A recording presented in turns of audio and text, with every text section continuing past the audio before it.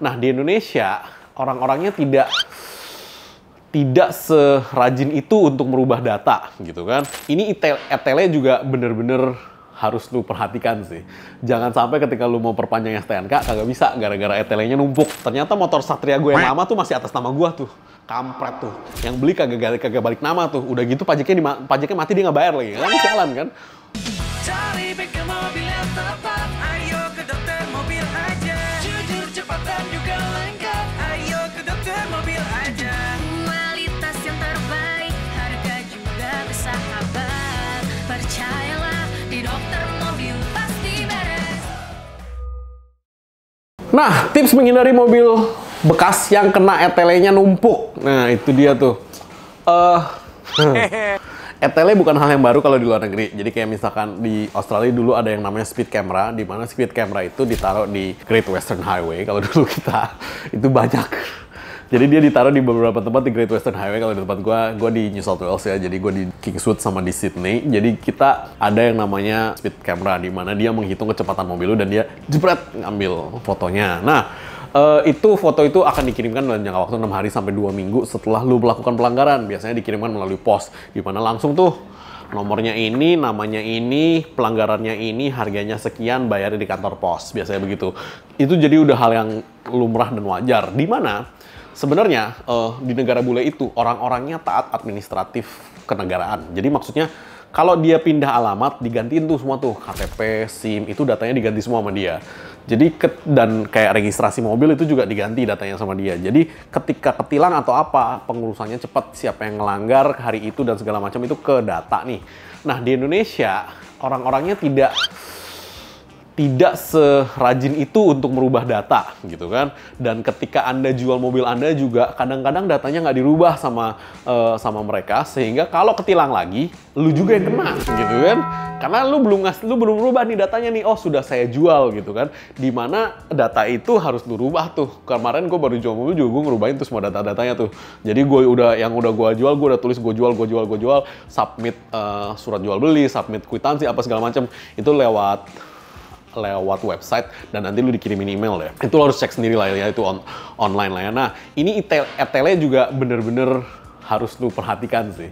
Jangan sampai ketika lu mau perpanjang STNK kagak bisa gara-gara ETL-nya numpuk gitu kan, dendanya gitu kan. Karena emang nggak dipungkiri orang Indonesia hobi banget ngelanggar.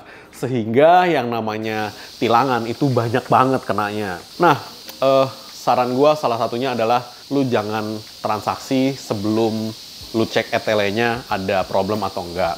Ketika ETL-nya itu ada problem, lu bisa ngecek dari halaman website. Gue tulis aja lah ya di bawah lah ya.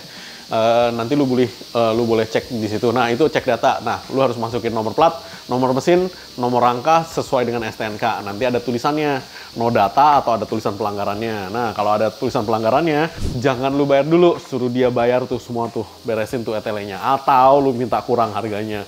Bro, ini ada tilangan, ini tilangnya harganya sekian, jadi dari harga gua beli misalkan 10.000, tilangnya 2.000, ya gua bayar dulu 8.000 aja ya gitu. Harusnya sih itu masih bisa sih. Cuman soalnya karena kalau lu nggak bayar, tetep tuh nanti STNK lu ketika lu mau perpanjang dia nggak akan keluar. Nah, selalu minta fotokopi STNK dan KTP, terus surat jual beli juga selalu harus ada. Dan ketika Anda yang menjual, pastikan Anda punya surat pelepasan hak dan lu matiin tuh kepemilikan mobil lu. Itu lu harus matiin, karena kalau enggak nanti lu yang kena nih kalau nanti misalkan kena tilang lagi. Karena itu kebanyakan orang tidak lakukan itu. Terus yang terakhir adalah jangan tergiur harga terlalu murah di iklan online. Itu sih selalu ya. Harga murah itu ada why-nya. Selalu ada why-nya. Apalagi kalau yang jual juga nggak kaya-kaya amat gitu kan. Maksudnya yang jual sama-sama kerja gitu kan. Kalau orang kaya banget dia jual murah, ya mungkin gitu kan. Dia udah nggak mau pusing gitu kan. Kalau orang biasa-biasa aja terus jual murah, gua sih cenderung gua hindari ya yang begitu ya. Maksudnya kalau gue lihat mobilnya ini harganya terlalu murah, misalkan gue cari mobil sejuta umat, terus yang jual juga nggak kaya-kaya amat, terus harganya bisa 30% di bawah harga pasar, gue akan tanya itu kenapa. Itu udah nggak masuk akal punya tuh. Itu bisa jadi bekas laka, bisa jadi bekas ada orang mati di dalamnya, bisa jadi bekas kebanjiran, bisa jadi tarikan leasing, ya gue nggak tahu lah ya. Hati-hati, bener hati-hati, karena murah belum tentu bagus buat lu ya. Jangan hanya gara-gara lu kepengen menghemat berapa nanti malah ngorot, waduh, enggak deh. Kalau menurut gue cara cek ETL agak ribet karena masih belum terlalu banyak sosialisasi yang dilakukan oleh dari instansi terkait. Tetapi itu adalah kewajiban lu untuk ya, kalau lu mau beli mobil sih harusnya lu cek sih. Kalau lu nggak ngecek, nanti lu kaget lagi. Soalnya gue kemarin ketika ngecek kendaraan bermotor yang gue punya di website, ternyata motor Satria gue yang lama tuh masih atas nama gue tuh. Kampret tuh. Yang beli kagak balik nama tuh. Udah gitu pajaknya mati, dia nggak bayar lagi. Kan jalan kan. Ya udah, untung gue ada tuh surat jual belinya, kwitansinya ya gue upload aja sesuai dengan tanggal waktu itu.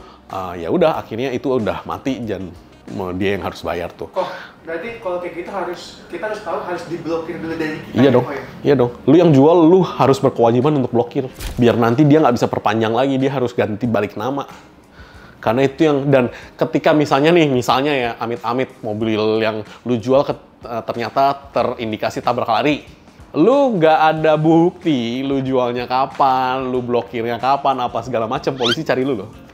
Karena mobilnya masih atas nama lu. Iya dong, bener dong. Yang nyetir siapa urusan nanti nih, ya kan? Mobilnya atas nama lu nih. Jadi itu hal pertama yang harus itu blokir ya, Pak? Blokir. Jadi kalau lu jual mobil, lu blokir. Kalau lu mau beli mobil, ya lu cek ETL sama pajak-pajaknya sih.